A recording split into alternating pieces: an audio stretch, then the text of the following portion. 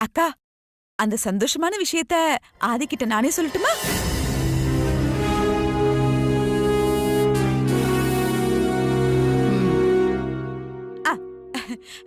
அது வேற ஒண்ணும் இல்ல ஆதி. உன் பிறந்த நாள் அன்னைக்கு உனக்கும் பார்வதிக்கும் கல்யாணம்.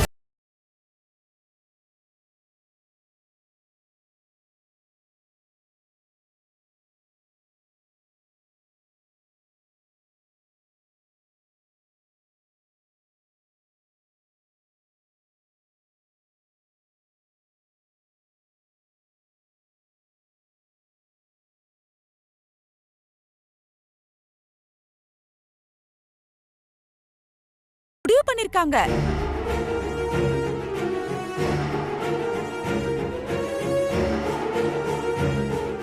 அது மட்டும் இல்ல ஆதி, அதே உன் பிறந்தநாள் அன்னைக்கு உனக்கும் மித்ராவுக்கும் கல்யாணம்.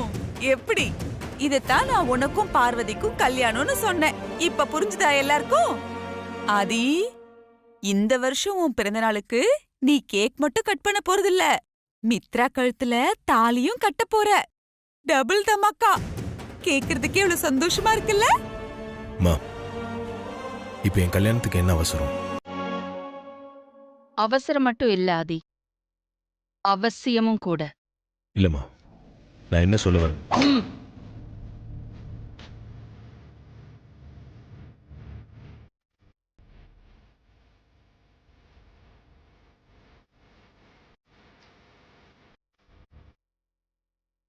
உன் கல்யாண விஷயத்துல நான் நல்லா யோசிச்சு பார்த்துட்டு தான் இப்படி ஒரு முடிவு எடுத்திருக்கேன்.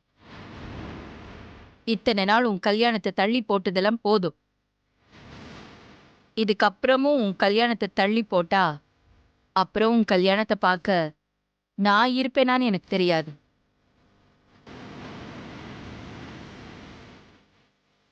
அப்படி போடு. இது என்னோட உறுதியான இறுதியான முடிவு. இதை நான் யாருக்காகவும் எதுக்காகவும் மாத்திக்க போறதில்லை. Super super.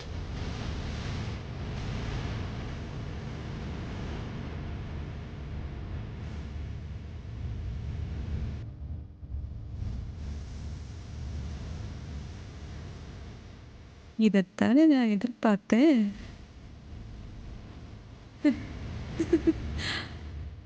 புக்கு கொடுத்து அசிங்கப்படுத்துற. இருக்கட்டும். தேங்க்ஸ் ஆதி, தேங்க்ஸ் தேங்க்ஸ். புக்குக்கு வா மித்ரா, போய் படிக்கலாம்.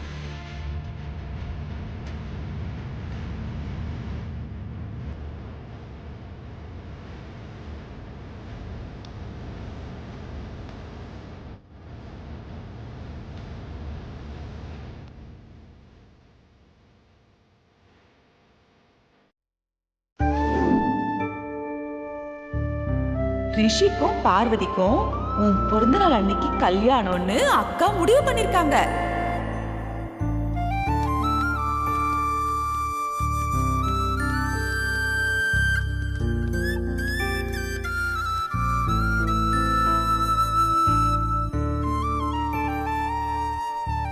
உன்னோட பர்த்டே அன்னைக்கு பார்வதிக்கு ரிஷிக்கு கல்யாணம்னு உன் அம்மா முடிவு பண்ணது சுந்தரத்தோட நிம்மதிக்காகன்னு கூட வச்சுக்கலாம். ஆனா அதே நாள்ல உனக்கும் மித்ராக்கு கல்யாணம்னு உன் அம்மா முடிவு பண்ணதுல ஏதோ ஒரு காரணம் இருக்காதே.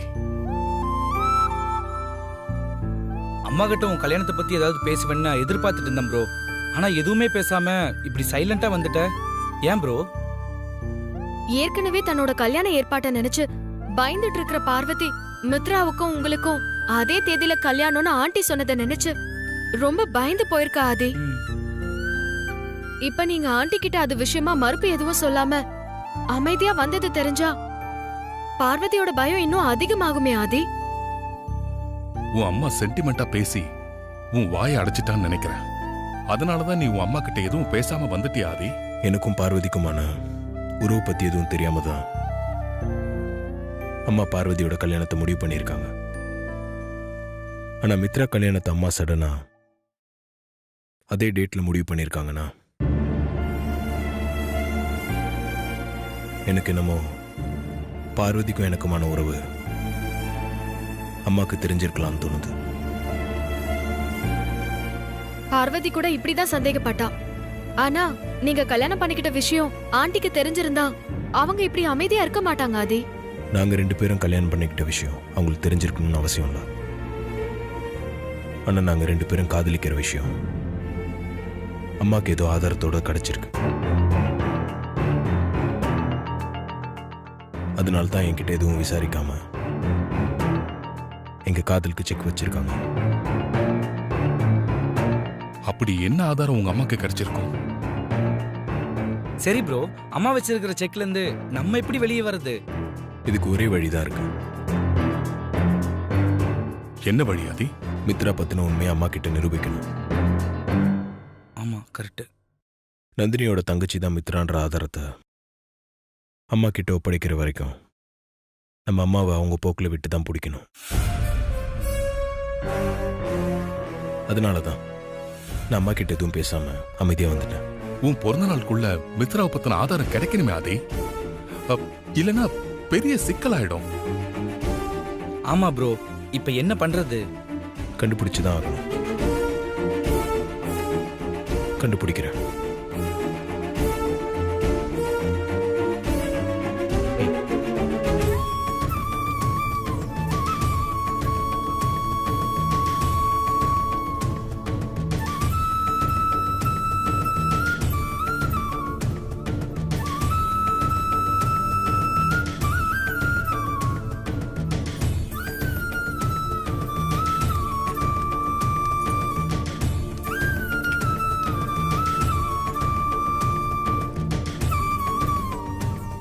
அகிலா, சொல்லுங்க.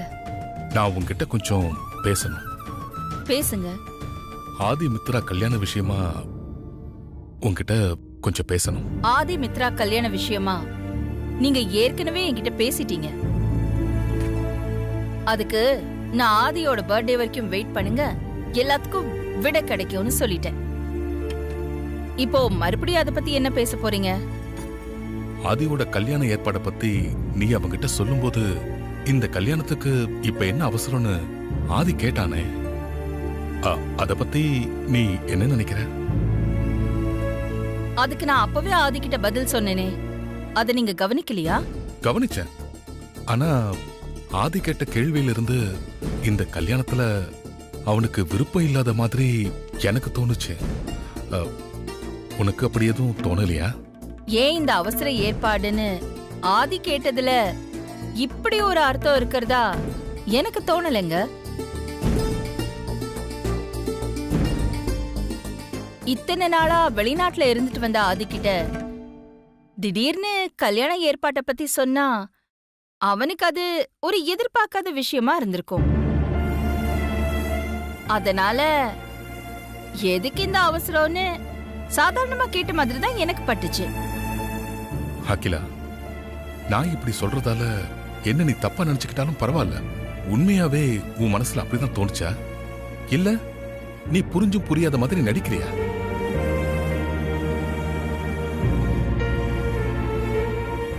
எந்த ஒரு விஷயத்திலையும் நீ எடுக்கிற எந்த முடிவுக்கும் சரின்னு சொல்லி தலையாட்டுற ஆதி மித்ரா கல்யாண விஷயத்துல எதுக்கு இந்த அவசரம்னு கேட்டது அவனுக்கே மித்ராவை கல்யாணம் பண்ணிக்க விருப்பம் இல்லைங்கிறத உன்கிட்ட நேருக்கு நேரா சொல்ல முடியாம தான் இப்படி மறைமுகமா சொல்லியிருக்கான். அது உனக்கு புரியலையா? உனக்கு ஒரு விஷயத்தை ஞாபகப்படுத்தட்டுமா அகிலா? ஆதி கல்யாண விஷயமா நம்ம முன்னாடி ஒரு தடவை பேசிக்கிட்டு இருக்கும்போது ஆதியோட விருப்பத்தை நிறைவேற்றிட்டு உன்னோட உயிரை கூட விட்டுருவன்னு சொல்லியிருக்க. ஆமா சொன்னேன், எனக்கு நல்ல ஞாபகம் இருக்கு. மகனோட சந்தோஷம்தான் முக்கியம்னு நினைக்கிற பாசமுள்ள ஒரு அம்மாவா நான் அப்படி சொன்னேன். ஆனா ஆதிக்கடவுர் பரம்பரை கௌரவத்துக்கு ஒரு களங்கம் ஏற்படணும்னு விதி இருந்தா ஆதிக்கடவுர் அகிலாண்டேஸ்வரியா அந்த விதிய மாத்தி எழுத நான் உயிரை கூட கொடுக்க தயங்க மாட்டேன்னு சொன்னேன். அது ஞாபகம் இல்லையா? இப்ப பிரச்சனை உன்னோட உயிர் இல்ல அகிலா, ஆதியோட விருப்பம். ஆதியோட விருப்பம் என்னன்னு முழுசா தெரிஞ்சுக்காம இப்படி ஒரு அவசர கல்யாணம் தேவையா? இந்த கல்யாணத்துல ஆதிக்கு பெருசா விருப்பம் இல்லைனாலும் அவனை கட்டாயப்படுத்த வேண்டிய சூழ்நிலைக்கு நான் தள்ளப்பட்டிருக்கேங்க. காலப்போக்குல ஆதிய சமாதானப்படுத்த முடியும்னு எனக்கு நம்பிக்கை இருக்கு. ஒரு பக்கம் ஆதியோட அம்மாவா அவனை நினைக்கும் போது என் மனசுக்கு ரொம்ப கஷ்டமா தான் இருக்கு. ஆனா ஆதிக்கடவுர் அகிலாண்டேஸ்வரியா என்னால என் குடும்ப கௌரவத்தை விட்டு கொடுக்க முடியாதுங்க. ஆதியோட அம்மாவா இல்ல ஆதிக்கடவுர் அகிலாண்டேஸ்வரியா யார் முக்கியம்னு கேட்டா என்னோட பதில் ஆதிக்கடவுர் அகிலாண்டேஸ்வரி.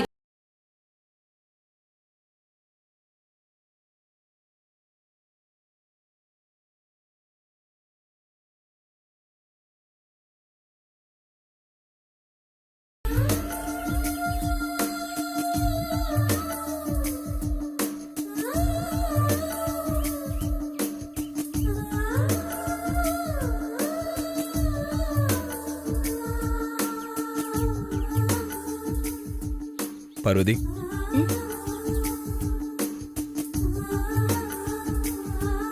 வந்துட்டீங்களா மாமா? நான் கொடுத்த செயினை கழுத்துல போட்டுக்காம கையில வச்சு பார்த்துட்டு இருக்க. அப்படி என்ன தெரியுது அதுல? என் மேல நீங்க வச்சிருக்கிற அன்பு தெரியுது. இது என்ன இங்க இல்லாத செயினா? இதை போய் வெளிநாட்டுல இருந்து வாங்கிட்டு வந்திருக்கானே, அப்படி இதுல என்ன ஸ்பெஷலா இருக்குன்னு பார்த்துட்டு இருக்கியோன்னு நினைச்சேன். இங்க எல்லாமே கிடைக்குது மாமா. ஆனா உங்க மூலமா எனக்கு ஒண்ணு கிடைக்கும் போது நிச்சயமா எனக்கு அது ஸ்பெஷல் தான். ஆனாலும் உங்ககிட்ட இருந்து இந்த செயினை வாங்கிக்கும் போது நான் சந்தோஷமா இல்ல மாமா. என்ன சொல்ற? இந்த செயினை நீங்க என்கிட்ட தனியா இருக்கும்போது கொடுத்திருந்தா இதை நான் ரொம்ப சந்தோஷமா வாங்கியிருப்பேன். ஆனா அம்மா முன்னாடி வச்சு வாங்கும்போது என்னால் இதை முழு சந்தோஷத்தோட வாங்க முடியல.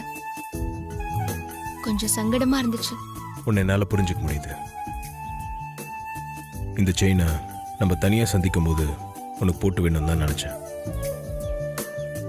ஆனா எல்லாரும் முன்னாடி சித்தி என்னை சீண்டிட்டாங்க. அவங்கள நோஸ்கட் பண்ணணும்னு தோணுச்சு. அதனால்தான் எல்லாரும் முன்னாடி இது உனக்கு கொடுத்தேன்.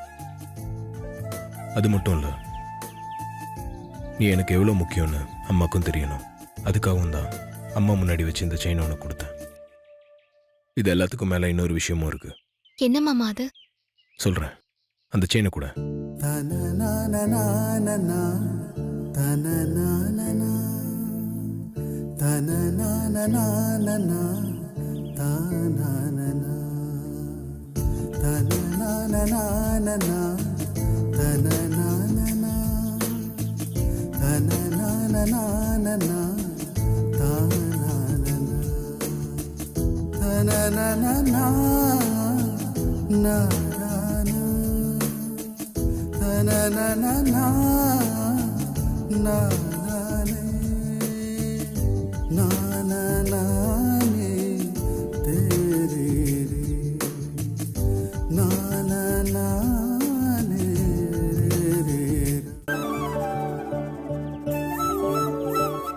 இந்த நிமிஷம் வரைக்கும் நான் உன் கழுத்துல கட்டின தாலிய நீ யாரு கண்ணிலையும் படாம மறைச்சு வச்சுட்டு தானே வாழ்ந்துட்டு இருக்க. ஆனா இந்த செயினை நீ மறைச்சு வைக்க வேண்டிய அவசியம் இல்லை. அம்மா முன்னாடியே தைரியமா போட்டுக்கலாம். புரியுது மாமா. இந்த செயின் எனக்கு இன்னொரு தாலி மாதிரி. ஆமா பார்வதி, இதெல்லாம் கொஞ்ச நாள் வரைக்கும் தான். அதுக்கப்புறம் நீ நான் கட்டின தாலிய மறைச்சு வச்சுக்க வேண்டிய அவசியம் இருக்காது. உங்க பிறந்த நாள் அன்னைக்கு நம்ம 2 பேருக்கும் தனித்தனியா கல்யாணம்னு அம்மா முடிவு பண்ணிருக்காங்களே. அம்மா கிட்ட நான் அது விஷயமா எதுவும் பேசாம இருந்ததை நினைச்சு உனக்கு எதனா வருத்தமா?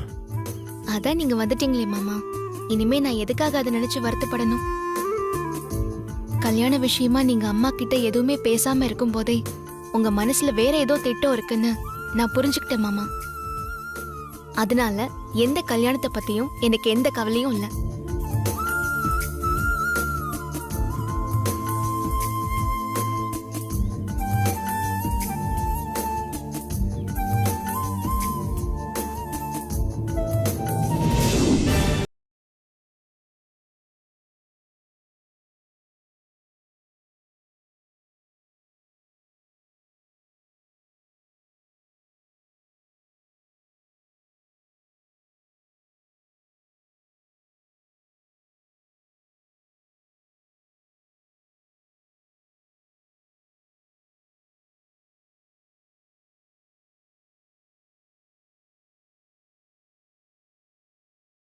மேடம். பார்வதிக்கு ஒண்ணுனா அவளை காப்பாத்த ஆபத் பாண்டவன் மாதிரி ஆதி வந்து நிப்பான்னு எனக்கு தெரியும். ஆனா இப்படி ஃபாரின்ல இருந்து கரெக்டா வந்து நிப்பான்னு நான் கொஞ்சம் கூட எதிர்பார்க்கல. நல்ல வேலை உங்ககிட்ட தகவல் சொல்ல சொல்லி ஆதி என்ன வான் பண்ணதோட விட்டுட்டாரு. பார்வதி இருக்கிற பக்கம் கூட நான் இனிமேல் திரும்பி கூட பார்க்க மாட்டேன் மேடம். என்னை விட்டுருங்க. இந்த ஆட்டத்துக்கு நான் வரல. பயப்படாத ரிஷி, நான் இருக்கேன். உனக்கு எதுவும் ஆகாம நான் பாத்துக்கிறேன். பார்வதி இருக்கிற பக்கம் என் காத்து பட்டா கூட என் மூச்சு இருக்காதுன்னு ஆதி என்னை எச்சரிச்சு அனுப்பிச்சிருக்காரு மேடம். என்னை விட்டுருங்க.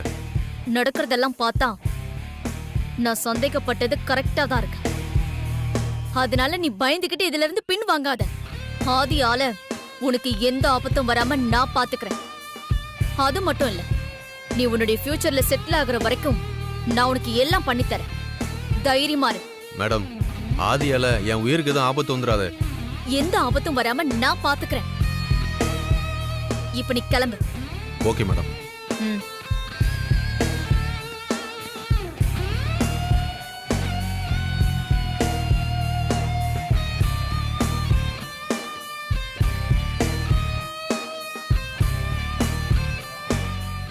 ஹாய் ரிஷி. வணக்கம் மேடம். வணக்கம்.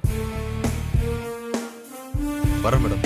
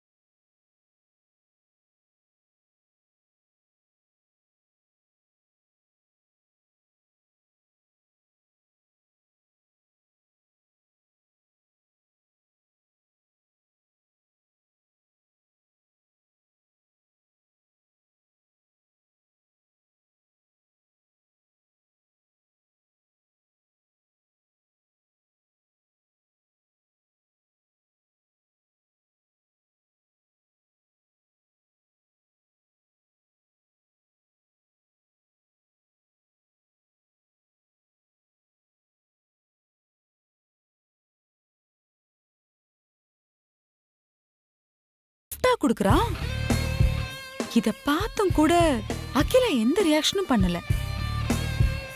எனக்கு என்னமோ அவ இவ்ளோ அமைதியா இருக்கான்னா கண்டிப்பா அவ மனசுக்குள்ள வேற ஏதோ பெரிய கணக்கா போட்டுட்டு இருக்கான்னு தான் அர்த்தம். நந்தினி, அகிலாண்டீஸ்வரியோட மனசுக்குள்ள என்ன கணக்கு இருந்தாலும் சரி ஆண்டி, இந்த முறை நாம போட்டிருக்கிற கணக்கு தப்பாயிடக்கூடாது. ஆதி மித்ரா கல்யாணம் நடந்தே தீரணும். கரெக்ட் தான் நந்தினி. ஆனாலும் என் மனசுக்குள்ள ஒரு சின்ன சந்தேகம் இருக்கு. என்ன சந்தேகம் ஆண்டி? இல்ல, இப்போ நாம நினைச்சிட்டு இருக்க மாதிரி இந்த சமையல்காரிக்கும் ஆதிக்கும் ஏற்கனவே கல்யாணம் நடந்திருந்துச்சுன்னா அப்புறம் நாம பிளான் பண்ணிருக்கிற மாதிரி இந்த 2 கல்யாணம் எப்படி நடக்கும்? அப்படி கல்யாணம் நடக்காம நின்னு போயிட்டா நாம போட்டிருக்கிற கணக்கெல்லாம் தப்பாயிடாதா? இல்ல, தப்பாகாது ஆண்டி. நீ எப்படி இவ்ளோ கான்ஃபிடென்ட்டா சொல்ற?